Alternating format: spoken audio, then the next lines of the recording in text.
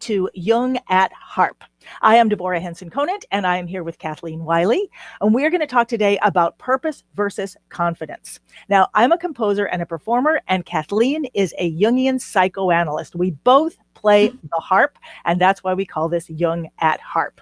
So I wanted to talk about a bunch of things. There's so many things I wanted to talk about today: offense, defense, extroverted, introverted, but ultimately, we came down to talking about purpose versus confidence, and we always have a sort of a pre-conversation. And turns out I'm envious of one of my colleagues. And so Kathleen was saying to me, okay, well, before we even go on air, I want to tell you. And I was like, wait, let's go on air and then you can tell me.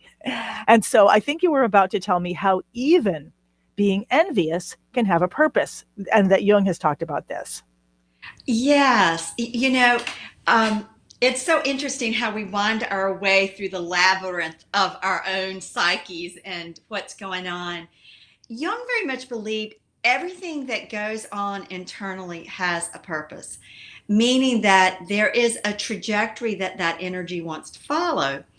So, unfortunately, in the process of socialization, we have been trained to label some emotions as bad, and thus we feel ashamed of having them. We try to pretend we don't have them, then they only get bigger, and we miss the message.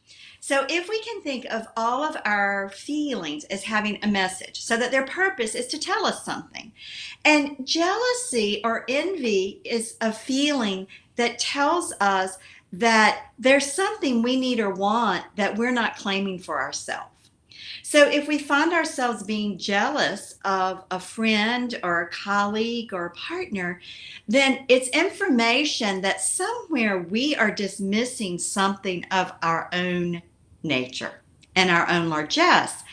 And as we were playing around with it, we know that when we compare ourselves, which is what leads to jealousy and envy, then we end up feeling despair, because the jealousy and the envy that we don't take up as a message doesn't, it keeps us disconnected from our own self and our own purpose. So yeah. Let me just see if I'm hearing, and you can hear me. Okay. So what I think I'm hearing is that everything we're experiencing has a purpose. Yes. And maybe it's a purpose about communicating to ourselves. And if we are not acknowledging what it is that we're feeling or saying to ourselves, then we're missing that purpose. Did I get that? Yes, that's right. Absolutely. Okay. We talk so much about awareness. And if we're going to get the message that is the purpose of a particular feeling or a desire that we have, or a state of consciousness, then we have to be aware that we're having that emotion or feeling. And then we have to do the second thing we talk about a lot. We have to be in process and relationship with it. And it's amazing when we begin to do that, we reconnect with these little pockets of our own psychic energy. And that's the antidote to jealousy or envy. It's when we're connected with our whole, these pockets of energy in us, then we know, okay, I don't do it like she does or he does, but that's okay because I'm doing it this way. That's my way. Well, it's interesting that you say that, and then we kind of started off the day talking about offense and defense and getting your purpose into it, and I lost my train of thought. Oh yes, no, here it's back. I noticed, and I can be assailed by envy, not so much anymore, but certainly I have been, and yet I notice that when I am focusing on my own work, I don't care anymore. I can go, there's absolutely no shift in circumstances or conditions. And the difference between I'm working on something that's important to me versus I'm not working on something that's important to me, and I see somebody else working on what seems to be important to them. And I think that seems to be where the disconnect happens. And we were talking about this in terms of, I had a friend talk to me about, I know nothing about sports. team sports.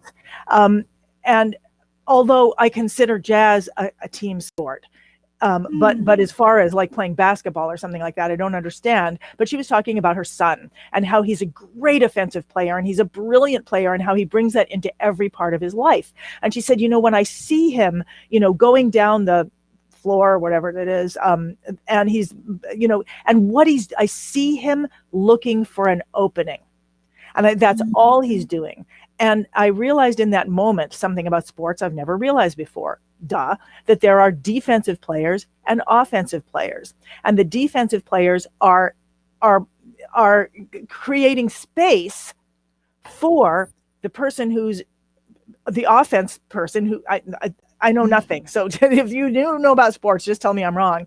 But creating space for that offensive person for the person playing offense to actually do what they're doing. And so I started looking at that in my own life. I looked at good night. I looked at where am I just playing defense? So when I'm feeling jealousy, envy, I'm playing defense. I'm like, how can I make myself look better? Look, I don't look good enough. That's all defense. And then there's the clutter of all the things that I put in my way. And so that's where I became very aware of what is that playing offense in my life. How do I get my purpose into the goal? Through the hoop, I'm a goal. But Deborah, you said something I think that is key.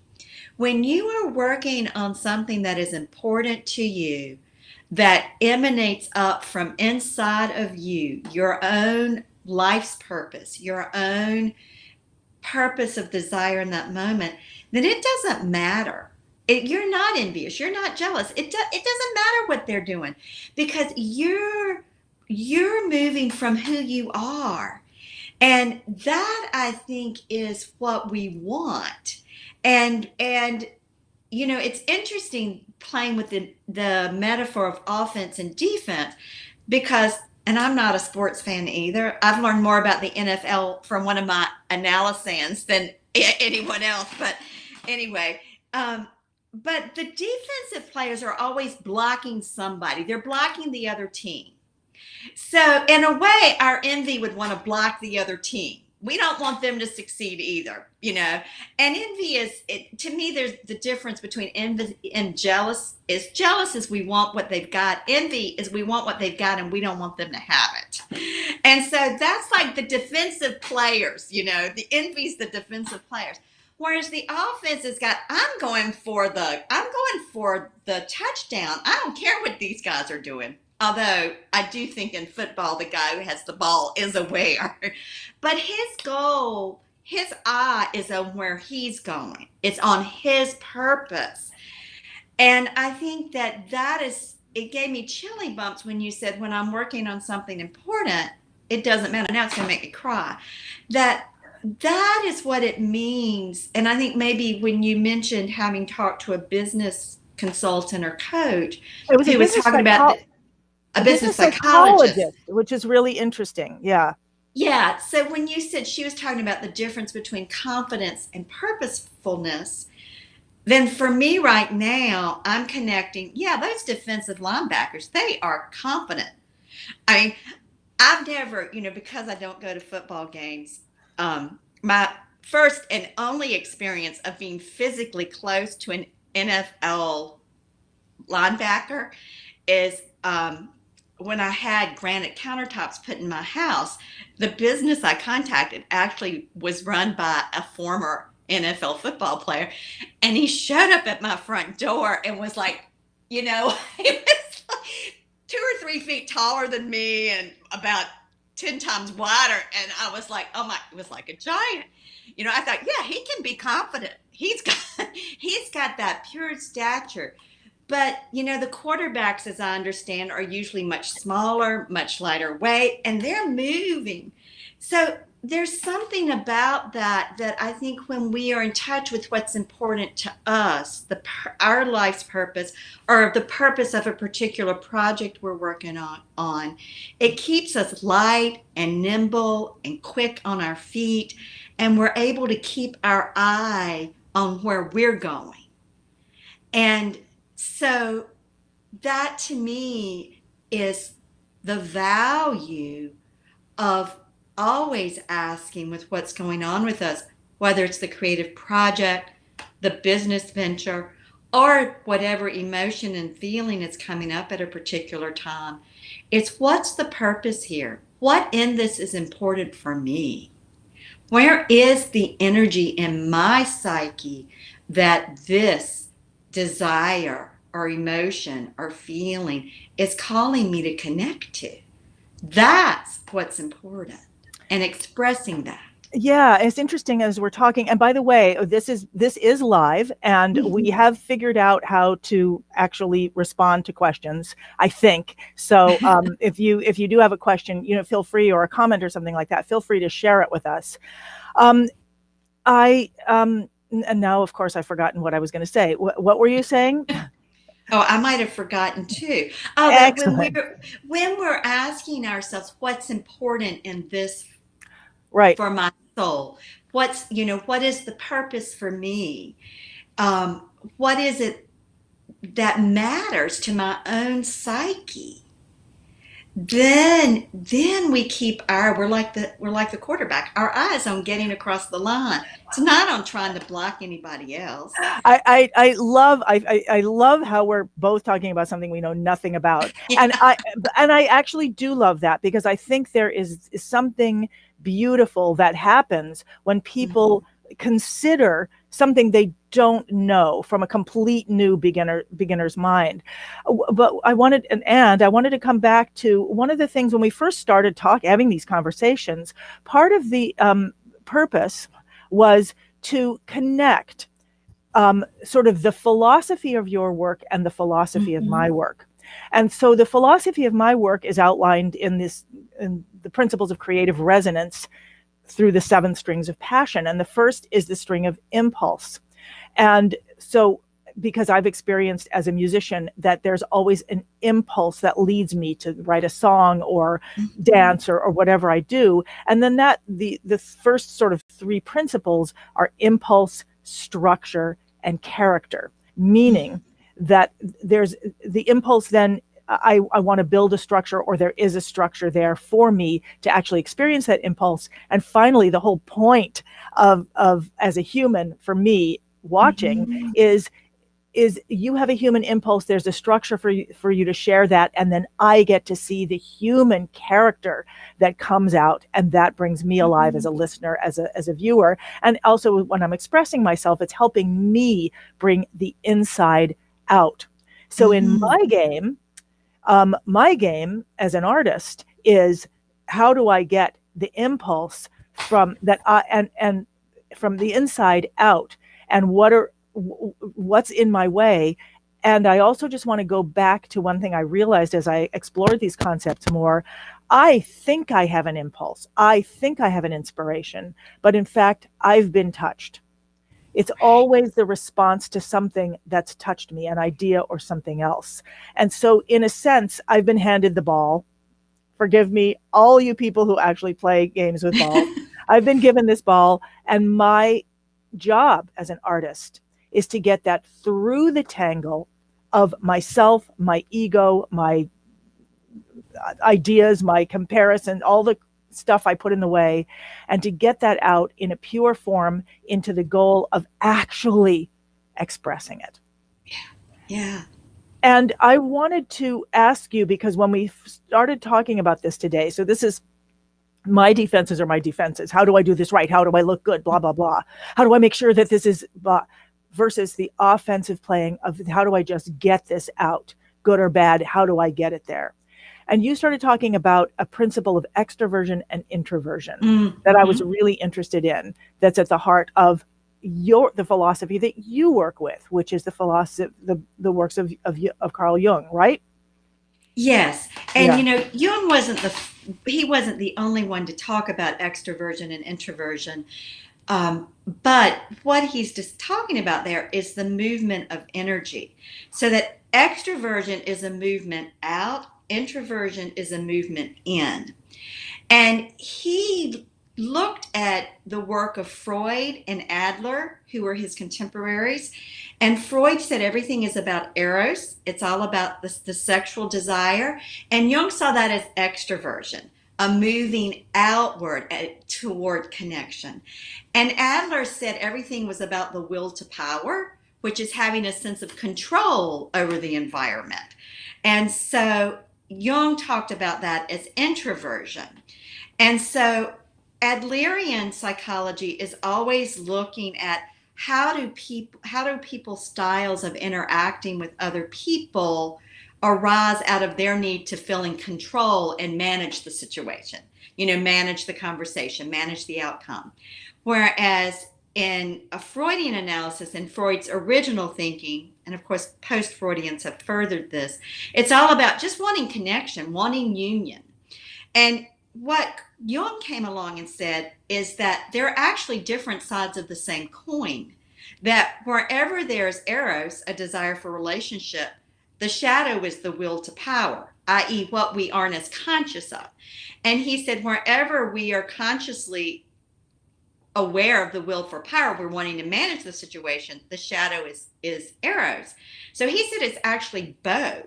And it's in holding our awareness of both that we can find a uniting way emerges and we find our way. So I think this is how people resolve conflicts with friends and partners and colleagues that they really admire and respect and love, but may have moments of jealousy or envy towards, is they recognize that, okay, yeah, a part of me wants to manage everything here and be different than this person or the same or whatever. And this other part of me wants a relationship of mutual respect and support. And it's recognizing both are there. But again, if we can't even tolerate and acknowledge, wow, gosh, some jealousy or envy is getting triggered in me, then there's no way we're going to ever be able to own those two fundamental principles of will to power and eros that are related to how our energies want to be introverted and extroverted. All right. So, first of all, I love this. This is why I love having these conversations. As you were talking, it seemed like there was an acceptance that we will want to control or manage situations. Of like course. That's a given. No, but why? Why? Why? It's fundamental to survival.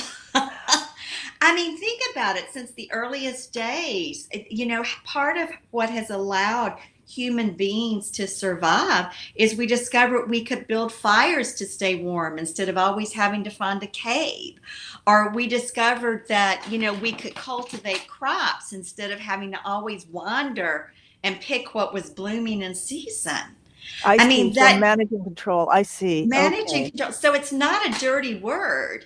I mean, our pop psychology and spirituality has made it a dirty word. So then we all want to deny, of course I want to control my environment. Who doesn't? I mean, now the other side of that is realizing I really can't control it, but I can influence it through my choices, my attitudes, my actions. So we're back to the gardening. I can plant my vegetables, but I can't make them grow. But I can tend them in a way that will encourage their growth. The same is true for our creative process. And what you said a few minutes ago about the impulse that comes from an inspiration, and that your job or call or purpose as the artist is to express that, to me is the tending of the energy that we're talking about. It's that taking something that you're then not going to control, but you're going to influence it. You're going to shape it. You're going to dance with it to find a form that can grow in the world. So it seems like the problem comes when we try to overmanage. Mm-hmm. And how would we know? Like when we So, I mean, I keep thinking over and over again, and this both in the academy when I'm working with adult, mostly, well, all adult artists, and adult artists looking, no matter whether they've started harp as an adult or they're recovering classical players, they are all looking for a way to be more authentic and connected and rich with their self-expression, regardless of where they're coming. This is why all these people can fit together beautifully in the same program. And I see over and over again in myself and the members of the academy,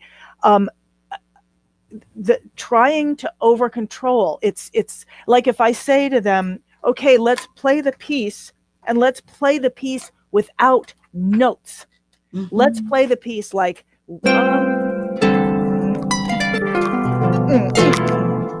so that I can feel the feeling of complete abandon. And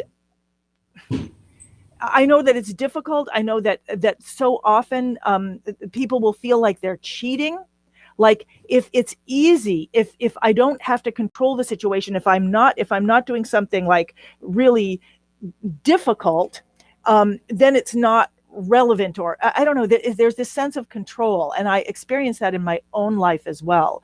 Control through complexity, control through lighting, control through, trying to look good.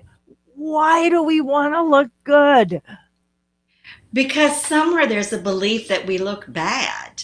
I mean, again, we're caught in this dualistic mindset. And unfortunately, the outer world reinforces that.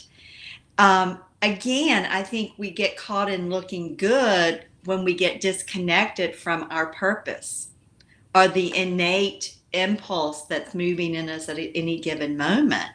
And it's a paradox when we can let go of looking good and focus on how do we give the best, the truest, let's not use the word best, but the truest, the most aligned, the most complete, whole expression and form to this impulse, then again, we're not worried about looking good.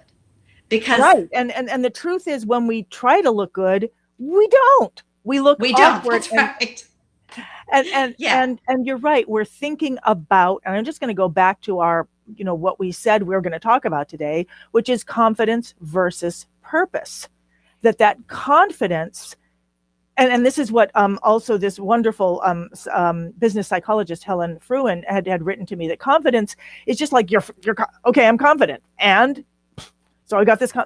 Whereas purpose is that, the power behind the engine together with the idea seems to be the power of purpose. And and I feel like if I'm trying to be confident, then I'm trying to be someone else. And if I'm really thinking about my purpose, which is to communicate, which is to be here, which is to get the inside to the outside.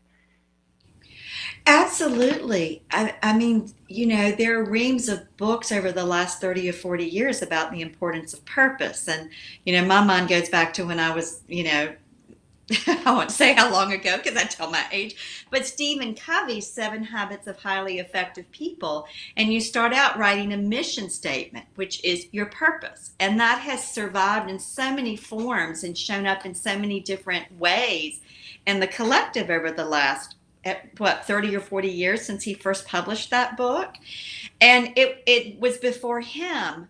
But, my mind is circling back to your 7 strings of passion and the string of structure. And I'm thinking about this interplay between control and purposefulness, and Adler's will to power and Freud's eros, and Jung saying it's the third. The first class I ever took with you online was the Summer Harp Jam.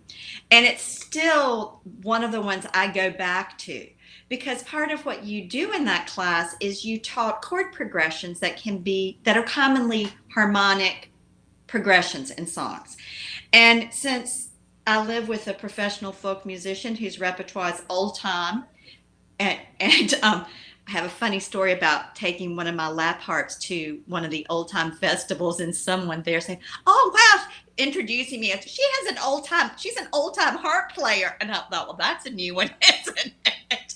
But anyway, learning the chord progressions and still I'm working on training my ear to hear them, gave me a structure that helped me have enough sense of control over my musical ability that I could relax to be in relationship to the other players and the music. So it allowed something to begin to come together that was a marriage of the need for control and the purposefulness, the introversion and the extroversion.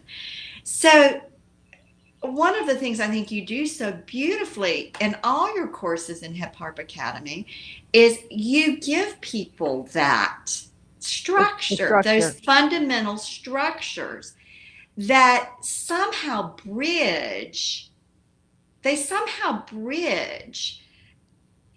at least for me in my experience through the Summer Harp Jam, they bridge that realm of just kind of being drowning in whatever, and having a point to locate myself, because we can't know our purpose if we can't locate ourselves.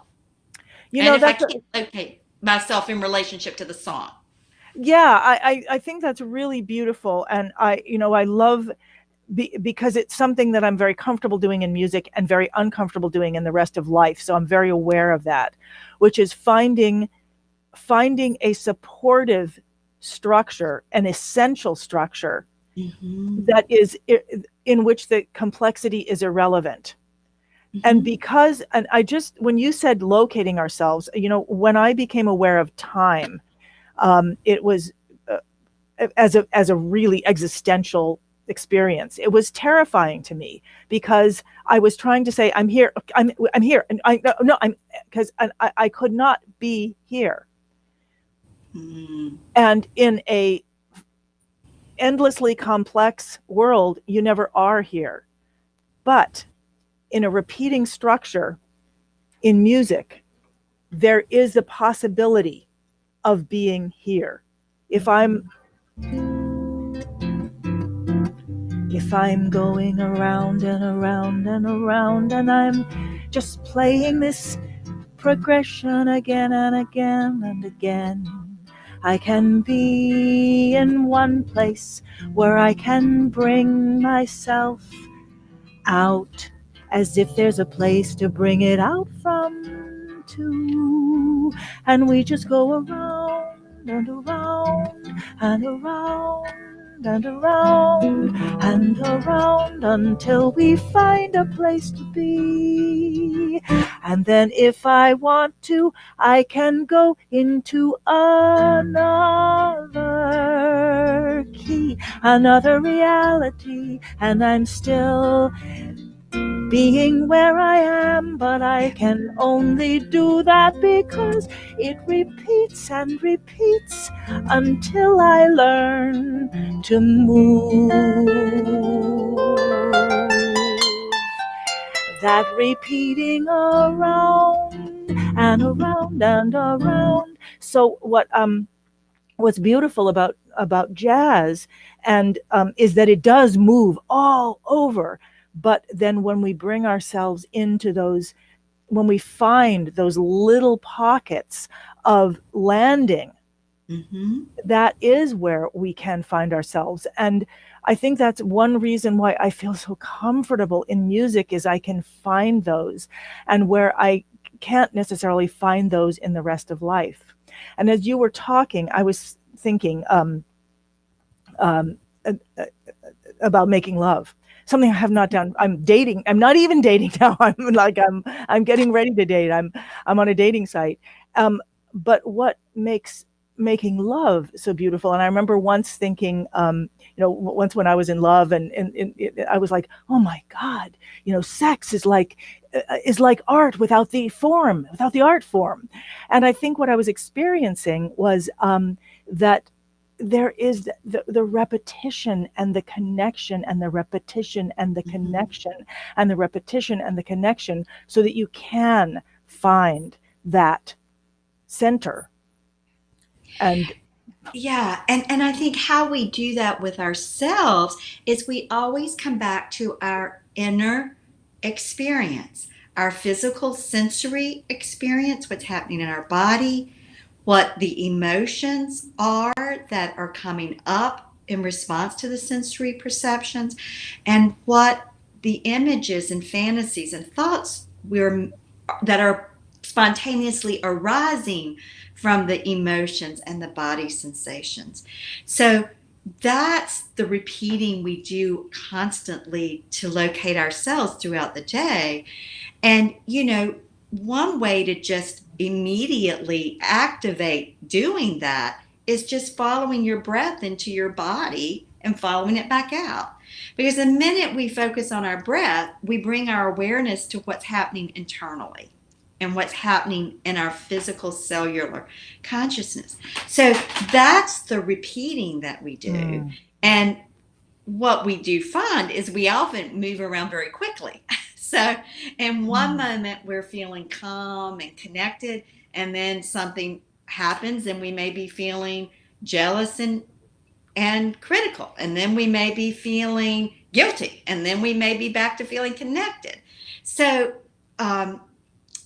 what I'm seeing, if I may interrupt, what I see, what I'm hearing you say is that, however, if we are moving on that breath, we are moving with it, and then we can move around and stay connected. And that made me think about jazz. If we're still doing, that's the progression called 2-5-1, which jazz uses all over. If we're connected to that progression, we can move all over with it, but we still keep reconnecting to it. We can move anywhere, but wherever we are, we connect to that. And that's what I'm thinking about, our purpose, reconnecting to our purpose. And that's something that we can do over and over and over. And we have to do it over and over and over, because there's a lot in the collective that we've internalized, so that's now internal, but it's still in the collective, that it doesn't matter what our purpose is. We're supposed to buy this toothpaste if we want sex appeal, and we're supposed to drive this car if we want to be attractive. And we're supposed, there's so much that inundates us constantly to disconnect us from ourselves. Someone else's purpose, in a sense, that's coming into our realm, and then we have to, does this resonate with my purpose? That's right. That's right. Yeah. I also want to say, I know we have to end very soon, and I don't know if I've done this wrong, or whether people have been asking questions and I haven't seen them, and I apologize if that's the case. And I'm just we're learning to use this platform. So Kathleen, I know we have to leave like in 1 minute. And so what would you like to say just in closing? I want to say to begin to follow your breath today, and whatever is coming up inside of you, to just ask yourself, what does this want me to express? So to really begin to just be with in a curious way, what is the purpose of this niggling in my stomach? Or what is the purpose of this flash of anger I just had? Because if we begin to ask those fleeting states, it ultimately will lead us to our larger life's purpose, which Covey talked about as our mission statement. And what I think the business psychologist was trying to say is something that is much more solid and sustaining than having confidence. Beautiful. Well, and I would I'm just going to ask myself and anyone else to be thinking about, as I do that breathing, what is my purpose? And my purpose is to step out of my own darkness, with a light that illuminates as I touch others. And to bring that purpose with me, and to think about that, and in everything that I do, how does that help me help me move towards that purpose. Yes. And Kathleen, as always, thank you so much for being willing to go into these adventures, spelunking into these philosophical questions through art and psychoanalysis with me. And I'll look forward to seeing you next week. And thank you for everyone who's been here and listened and is thinking and is going to share that with us or somebody else. Thank you so much. Okay. Bye-bye.